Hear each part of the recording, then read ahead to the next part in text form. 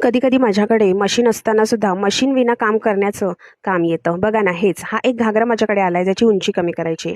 एक बाजूने झिप लावलेली आहे, त्यामुळे तिथून कमी करणं अवघड आहे. आणि खाली कॅनकॅन आहे, तर खालचं तर काही प्रश्नच येत नाही, मला तिथे काही करताही येणार नाही. आणि हा कट करायचा नाही आहे, क्लायंटनी कोणाकडून तरी तो बॉरो केलेला आहे लग्नासाठी घालण्यासाठी. तर त्यांना अशा पद्धतीने अल्टर करून हवा आहे की तो अल्टर करता येईल आणि नंतर आहे तसा त्यांना परत करता येईल. तर मशीनच्या ऐवजी मी सुईदोरा वापरण्याचा इथे प्रयत्न केला आणि भरपूर साऱ्या पिन्स घेतल्या. याला उलट करतानाही खूप त्रास होत होता, कारण कॅनकॅन असल्यामुळे याला उलट करणंसुद्धा थोडं त्रासदायकच होऊन जातं. कमरेला याला बॉर्डर आहे आणि ती खूप छान बॉर्डर आहे. ती सुद्धा आपण वळवू शकत नाही, ती दिसायला हवी, नाही तर मग त्याचा लुक खूप खराब होईल.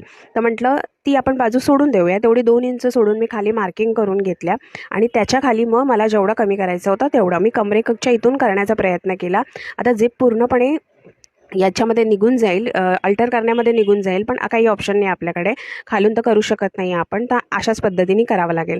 मी दोन्ही बाजूने मार्किंग करून घेतली. वरती 2 इंच सोडलं, कारण तेवढी बॉर्डर होती आणि बॉर्डर ती दिसायला हवी म्हणून मी तितकी जागा सोडली.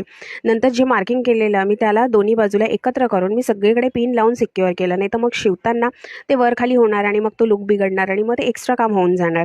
आधी पेननी पूर्ण सिक्युअर केल्यानंतर मी झिपची बाजू जिथे आहे तिथे पहिल्यांदा सुई दोऱ्यांनी व्यवस्थित पॅक करून घेतलं. लॉक स्टिच भरपूर घेतल्या करून, जेणेकरून ते निघणार नाही.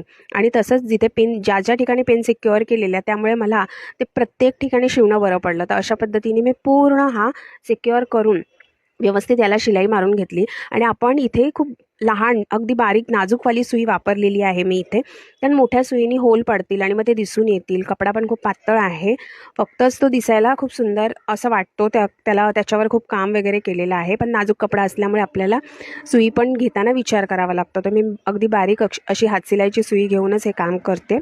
पूर्ण स्टिच केल्यानंतर आतून तर पसारा दिसतो अगदी त्याचा, पण बाहेरून मात्र ते व्यवस्थित होतं. आणि हेवी असल्यामुळे फक्त एक स्टिचवर न ठेवता मी त्याला डबल स्टिच केले आणि परत आणखीन एकदा जिथे कॉर्नर्स होते तिथे सुद्धा स्टिच करून त्याला लॉक करून घेतलं, जेणेकरून लग्नामध्ये नाचणं गाणं हे सगळं असतं, त्याच्यामध्ये तो फाटणार नाही. आतल्या बाजूनी हा असा दिसत होता, पण नंतर मी त्याला पूर्ण पॅक केला. बाहेरून तर खूप लुक छान आलेला, कुठेच काही वाटत नव्हतं की याला अल्टर केलेलं आहे. आणि क्लायंटला हा मी दिल्यानंतर खूप आवडलं त्याला अल्ट्रेशन. आणि या अल्ट्रेशनचे मी घेतलेले आहेत ₹120.